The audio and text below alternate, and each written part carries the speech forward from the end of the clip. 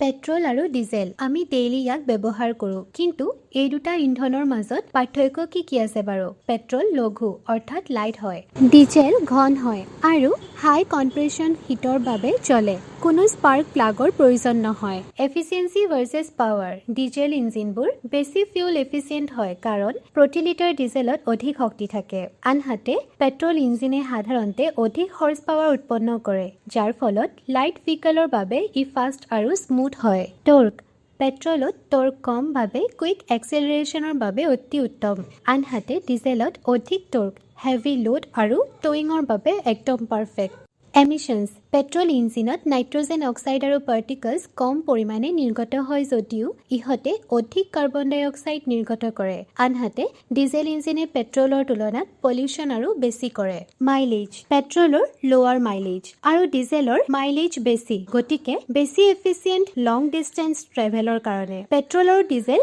দুয়োৰে পৰিৱেশত ক্ষতি আছে কিন্তু আজিও সেইবোৰ অতি প্ৰয়োজনীয় আমাৰ অৰ্থনীতি পৰিবহন আৰু উদ্যোগসমূহ ডিজেলৰ ওপৰত নিৰ্ভৰশীল আনহাতে পেট্ৰলে বেছিভাগ সৰু বাহন আৰু দৈনিক অহা যোৱাত শক্তি প্ৰদান কৰে গতিকে কোৱাচোন ভৱিষ্যতে তুমি কি অল্টাৰনেটিভ ফিউল হিচাপে ইউজ কৰিবা তেন্তে আজি কি শিকিলা